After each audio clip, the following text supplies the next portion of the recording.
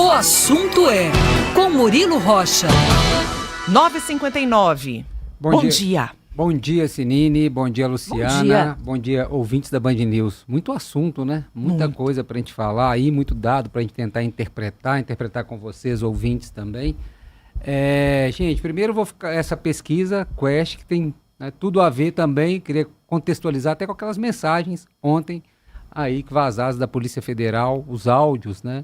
Jair Bolsonaro, Eduardo Bolsonaro e Silas Malafaia. O que isso tem a ver com o cenário de Minas e esse resultado aí dessa pesquisa Quest que foi divulgada hoje? Vamos começar pela pesquisa, né?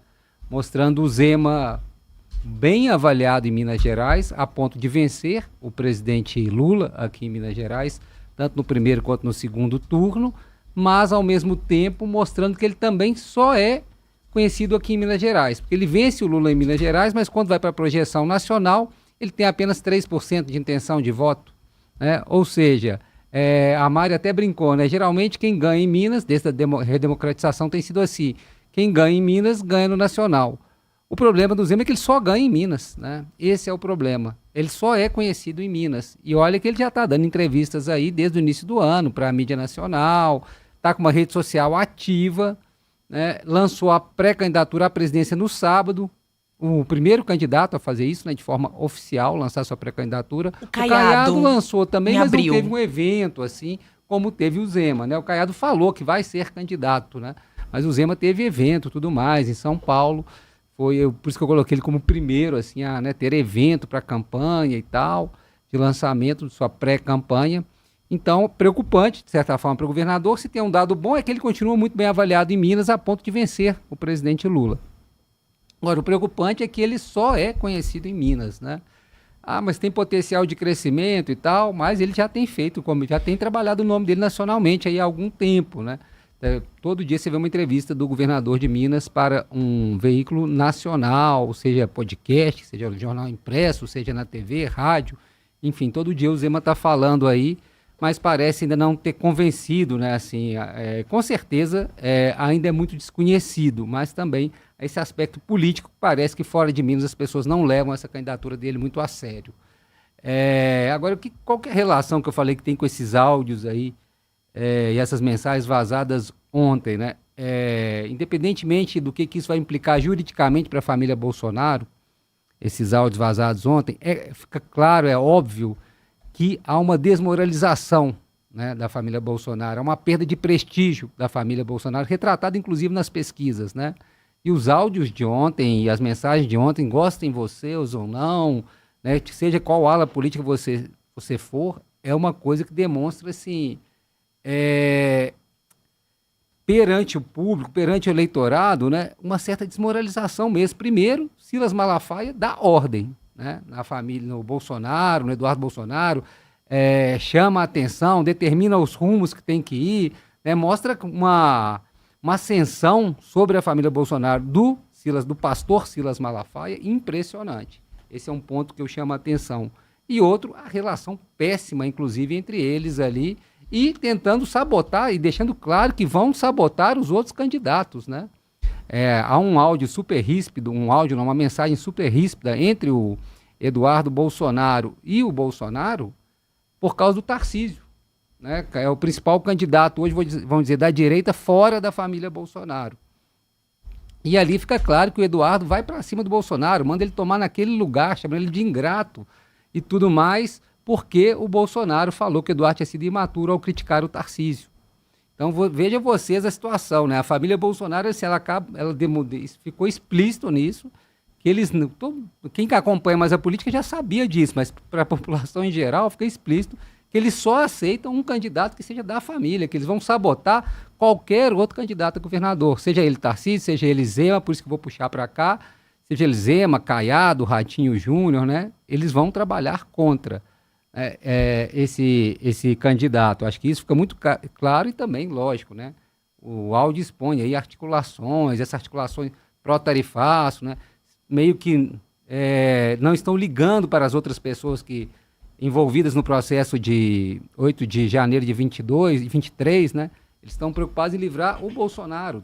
Era outra coisa que todo mundo suspeitava, mas ficou claro, né? naquelas mensagens trocadas, que ele fala que uma anistia light, ou seja, que atinge só os outros acusados que não o Bolsonaro, não serve para eles, né? Que eles têm que negociar anistia para o Bolsonaro, essa sim que interessa para poder negociar tarifaço, enfim, há várias implicações. E o que isso tem a ver aqui com a candidatura do nosso governador de Minas à presidência, né? O Romeu Zema. O Zema, desde que ele lançou, desde que ele vem fazendo esse movimento nacional, ele está a tiracolo do Bolsonaro, da família Bolsonaro, né? Ele radicalizou o discurso para se alinhar a esse eleitorado do Bolsonaro. E agora, como é que fica essa situação, essa estratégia de campanha dele? Porque a família Bolsonaro não vai mudar.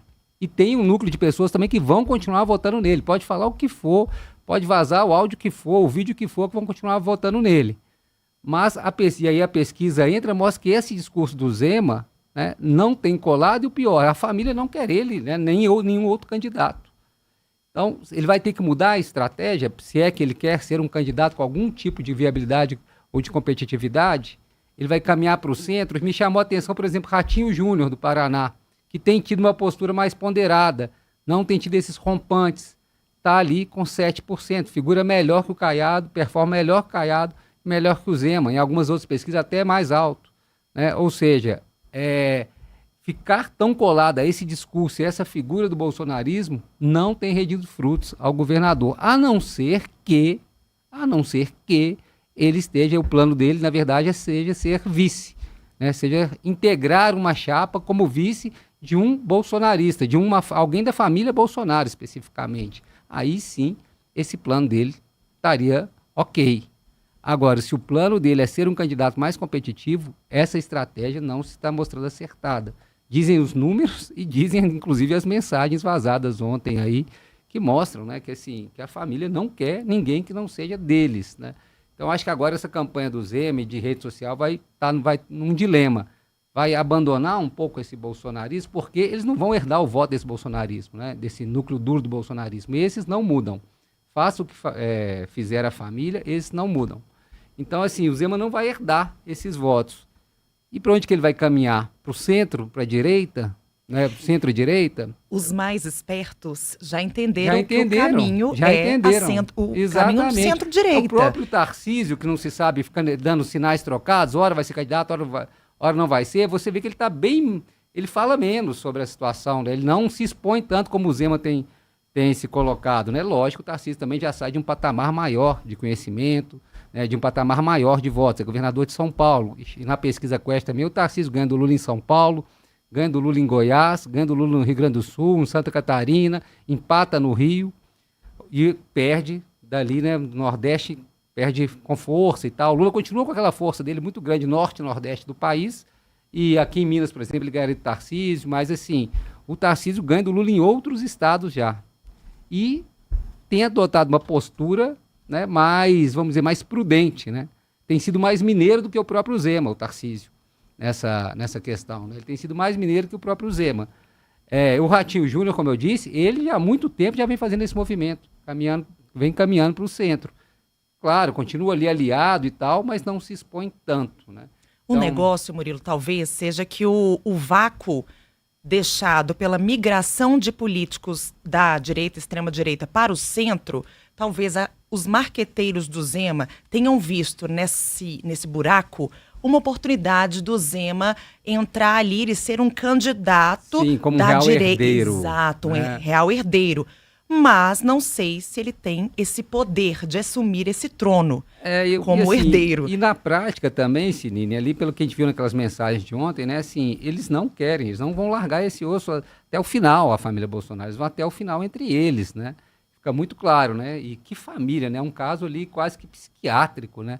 Aquela relação. Você pode analisar pelo ponto de vista político, freudiano, qual que você quiser aquela relação. Religioso. Né? Religioso, né? É um sintoma do Brasil, aquela família ali, né? A tão falada família cristã brasileira, que eles tanto dizem representar a família Bolsonaro, né? Aquele nível de relação pai e filho é algo de arrepiar os cabelos. Eu confesso que eu li aquelas mensagens e fiquei assim, impressionado como se tratam, né? Como se tratam a relação ali. Mas, enfim, isso é pauta, né? Vamos familiar. Deixar isso exato, para a imprensa nacional tratar isso aí eu quero puxar para essa relação aqui com o Estado, com essa campanha do Zema, né? Que está nesse dilema, né? E eu acho que talvez vai ter uma mudança de rota aí, de estratégia, não sei. Ou se vai radicalizar ainda mais para tentar entrar nesse vácuo aí que você falou, nem que seja para cavar uma vaga de vice lá na frente, tentar alguma coisa. Então, acho que essa é a relação, com o meu comentário do dia. Só queria fazer um outro comentário mais curto sobre outro assunto importante, que é Carlos Viana, que talvez, na reta final do seu mandato, né, falta 1 ano e meio para ele terminar o mandato dele como senador, está vivendo seu melhor momento no Senado, né, eu acredito.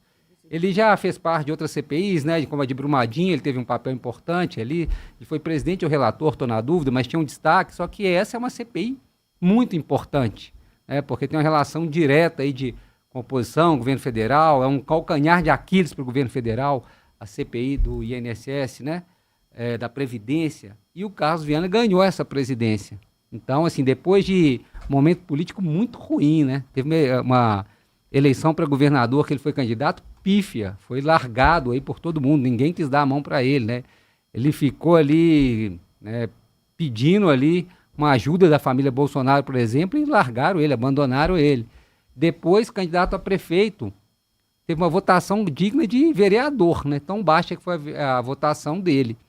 Então, assim, estava muito mal politicamente Carlos Viana, estava num momento bem complicado aí, e de repente ganha uma sobrevida, né? A política dá uma sobrevida a ele podendo presidir uma CPI tão importante como promete ser essa CPI aí da Previdência, né, dos benefícios da Previdência, essa coisa toda que estava sendo fraudados, ou como bem disse a Luciana, estavam sendo roubados de muitos aposentados e pensionistas. Então, Viana ressurgindo aí, um senador mineiro, que vinha com a carreira política dele num declínio, assim, que eu não sei se ele conseguiria se eleger para deputado, por exemplo, como muita gente diz que ele tentaria ano que vem, apesar dele falar tem governador, Senado de novo.